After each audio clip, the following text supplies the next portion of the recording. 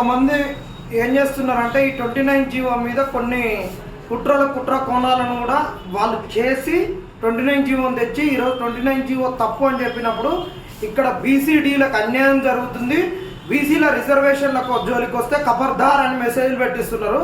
వీళ్ళకు నేను చెప్పేది ఏంటంటే, మీకు నిజంగా బీసీల గురించి అవగాహన ఉన్నా, తెలంగాణ సామాజిక పరిస్థితులైనా, భారతదేశంలో కుల వ్యవస్థ అయినా, రిజర్వేషన్ల పైన అవగాహన ఉన్న ఏ ఒక్కడు కూడా ఈ విధంగా నోరు జారి పెంట మాట్లాడాడు.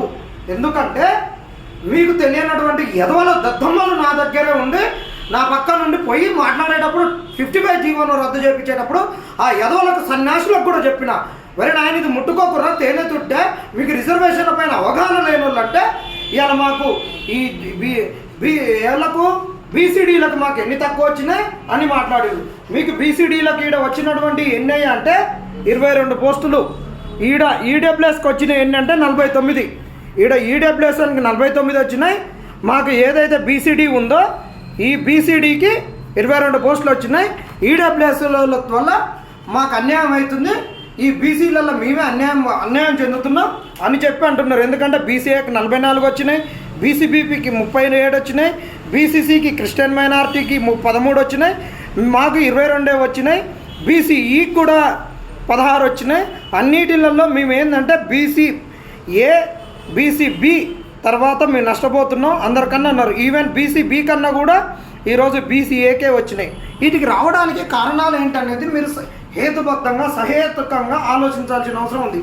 అసలు వీటికి ఎక్కడ తప్పు వచ్చింది అంటే రోస్టర్ పద్ధతిలో తప్పు వచ్చింది. రోస్టర్ పాయింట్లు ఫిక్స్ చేసుకునేటప్పుడు మీరు మాట్లాడుకోవాల్సిన అవసరం ఉంది. ఈడ ఫస్ట్ ఇక్కడ ఈడబ్ల్యూఎస్లకు ఎందుకు ఎక్కువ వచ్చినాయి చూడండి. ఈడబ్ల్యూఎస్ రోస్టర్ పాయింట్ 9 కాడు ఉంది. ఇది ఈడబ్ల్యూఎస్ జనరల్. ఈడబ్ల్యూఎస్ ఉమెన్ ఎక్కడ ఉంది అంటే 17 కాడు ఉంది. ఇదే ఈడబ్ల్యూ ఇక్కడ బీసీడీ ఇది ఎక్కడ ఉందంటే 18 కాడు ఉంది. నీకు 18 పోస్టులు కనుక ఈరోజు గ్రూప్ 1లో ఏం జరిగిందంటే, ఈ గ్రూప్ 1లో ఉన్నటువంటి మొత్తం ఎన్ని డిపార్ట్మెంట్లకు వీళ్ళు నోటిఫికేషన్ ఇచ్చిర్రయ్యా? 19 డిపార్ట్మెంట్లకు నోటిఫికేషన్ ఇచ్చారు. పాత దాంట్లో 18కి ఇచ్చారు, కొత్త దాంట్లో 19 అకార్డింగ్ టు ద 55 జీవో అన్నారు. ఈ 18 డిపార్ట్మెంట్స్ను ఈచ్ డిపార్ట్మెంట్ను ఒక రోస్టర్ యూనిట్గా తీసుకున్నారు. రోస్టర్ యూనిట్గా తీసుకోవడం వల్ల వచ్చింది. ఇక కథ చెప్తే ఇవాళ మల్టీ జోన్ 1లో ఏదైతే ఈడ డిప్యూటీ కలెక్టర్లు ఉన్నాయో 20 పోస్టులు ఉన్నాయి. 20 పోస్టులు అంటే 20 రోస్టర్ పాయింట్లు చూస్తారు. ఇక్కడ 20 రోస్టర్ పాయింట్ల వరకు చూసినప్పుడు, ఇక్కడి వరకు చూసినప్పుడు నీకు 18 ఒకటే ఉంది. ఈ 18 బీసీడీ 18 కాడు ఉంది. ఇక్కడ వరకు నీకు 20 పోస్టుల వరకు చూసుకుంటూ వచ్చినప్పుడు బీసీడీకి ఉమెన్కి ఒకటి వస్తుంది.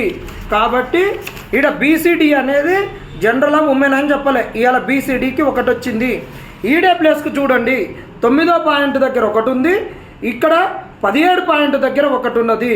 కాబట్టి 2 ఉన్నాయి, కాబట్టి 2 వచ్చినాయి ఈడబ్ల్యూఎస్కు. ఇక్కడ ఇట్లా చూసుకుంటూ వచ్చినప్పుడు అందరికీ ఏ రోస్టర్ పాయింట్ ముందుంటే వాళ్ళకు వస్తుంది. ఇక్కడ నెక్స్ట్ పోయినట్లయితే 20 నెక్స్ట్ జోన్లో చూసినా 25 పోస్టులు ఉన్నాయి. 25 కాడికి వచ్చినప్పటికీ కూడా బీసీడీది ఇంకొకటి పెరగలేదు. కాబట్టి 25 పోస్టులు వచ్చినా కానీ బీసీడీకి ఒకటే ఉంది. ఈ బీసీడీ ఇక్కడ చూడండి ఎస్టీ పోస్టులు ఉన్నాయి కదా, ఇక్కడ ఎస్టీ పోస్టులు ఇక్కడ 2 ఉన్నాయి, ఇక్కడ 3 ఉన్నాయి. ఎందుకు వచ్చినది పెరిగింది 25 వచ్చేసరికంటే చూడాలి. ఎస్టీ పోస్టులు ఈ 20 వరకు ఎన్ని ఉన్నాయి, 25 వరకు వస్తే రోస్టర్ పాయింట్లు ఎన్ని ఉన్నాయి చూసుకోండి. ఎస్టీ 20 వరకు వచ్చేసరికి ఇక్కడ 1 2 ఉన్నాయి, 20 వరకు 2 ఉన్నాయి కాబట్టి 2 పోస్టులు వచ్చినాయి ఎస్టీ. 25 పోస్టులు వచ్చేసరికి 25 కాడ ఎస్టీ ఉంది కాబట్టి 3 పోస్టులు పెరిగినాయి. ఈ విధంగా మీరు కొట్లాడాల్సింది రోస్టర్ పాయింట్ల మీద కొట్లాడాలి. నేను ఈడబ్ల్యూఎస్కి కానీ ఏరే రిజర్వేషన్కి కానీ దేనికి కానీ వ్యతిరేకం కానే కాదు. ఎందుకంటే రిజర్వేషన్లు ఇచ్చేటప్పుడు ఒక హేతుబద్ధంగా రోస్టర్ చేయాలి, రోస్టర్ పాయింట్లు ఫిక్స్ చేసేటప్పుడు కూడా ఒక హేతుబద్ధతను ఉపయోగించాలనేటటువంటిది నేను చెప్పే పాయింట్. మీరు ఇక్కడ ఈ సైకిల్లో ఇవాళ ఆర్థికంగా వెనుకబడినటువంటి వాళ్లకు మనం రిజర్వేషన్ ఇస్తున్నప్పుడు దాన్ని వ్యతిరేకించొద్దు. కాకపోతే ఇంప్లిమెంటేషన్లో కరెక్ట్ ఉండాలి, ఇచ్చేటప్పుడు కరెక్ట్ ఉండాలి, వాళ్ళకి రోస్టర్ పాయింట్ ఇచ్చేటప్పుడు కరెక్ట్ ఉండాలి అనేటటువంటిదే మనము పాలసీ మేకింగ్ కానీ అడుగుతున్నాం, కానీ ఇవ్వద్దు అనేది కాదు. అది దయచేసి ఈడబ్ల్యూఎస్ అక్కలు చెల్లెళ్ళు అన్నలు తమ్ముళ్ళు ఆలోచించుకోవాలి, మీకు వ్యతిరేకం కాదు దయచేసి. ఇంకా బీసీడీ వాళ్ళకి వచ్చినప్పుడు మీరు ఏందయ్య అంటే ఇది ఆర్థికంగా వెనకబడిన వాళ్ళు 8 లక్షల కన్నా తక్కువ ఆదాయం ఉన్న వాళ్ళు బీదోళ్ళు అన్నప్పుడు మరి బీసీడీ వాళ్ళది ఈడబ్ల్యూఎస్ 2 జనరల్ ఉమెన్ కన్నా కూడా ఎందుకు వెనకున్నది రోస్టర్ పాయింట్, దాని గురించి ఆలోచించకుండా ఆ రోస్టర్ పాయింట్లో చేంజ్ చేయించుకోకుండా 1996 తర్వాత మళ్ళీ ఇది ఫస్ట్ రోస్టర్ పాయింట్ కాబట్టి ఇక్కడ ఇంప్లిమెంటేషన్ ఫస్ట్ అన్నప్పుడు ఇక్కడ మార్పించుకోకుండా ఇక్కడ మాకు తక్కువ వచ్చిందని చెప్పేసి మీరు కొట్లాడి 55 జీవోని తెప్పించి మళ్ళీ ఇది తప్పు అన్నప్పుడు ఎస్సీల మీద మాట్లాడేటోళ్ళ మీద వాళ్ళ మీద వీళ్ళ మీద నిప్పులు జరుగుతాం, బీసీల జోలికి వస్తే ఖబర్దార్ అంటారు. మీరు ఎక్కడరా ఆయన ఖబర్దారు?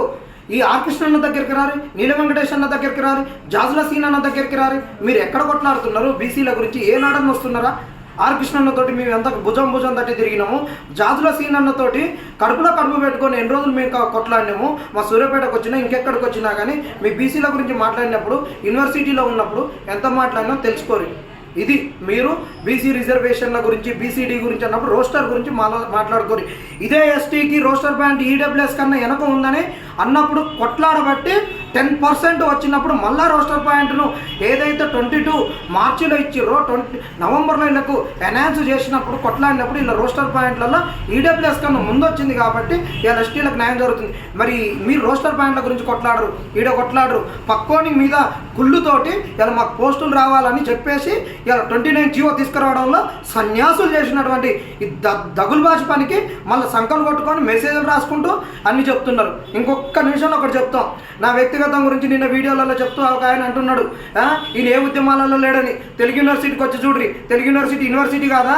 ఇవాళ ఉస్మాన్ యూనివర్సిటీ వానికి ప్రతి ఒక్కరిని కూడా ఉద్యమంలో సెంటర్ ఇచ్చింది నా యూనివర్సిటీ, తెలుగు యూనివర్సిటీ. మేము లాఠీలతో కొట్లాడించుకున్నాం, మేము టీఆర్ సెల్స్లు కొట్టుకున్నాము. ఇవాళ ఏదైతే ఇవాళ పల్క సుమనన్నకైనా ఈ ఎంఎస్ఎఫ్ రూమ్లో ఆ రోజు సెంటర్ ఇచ్చింది వాళ్ళు. ఈరోజు ఎంతమందికి ఇవ్వలేదు. ఈరోజు ఎంతమంది మా తెలుగు యూనివర్సిటీ నుంచి పోయారు. ఎవరికి జనాలు లేకున్నా ఎన్సీసీ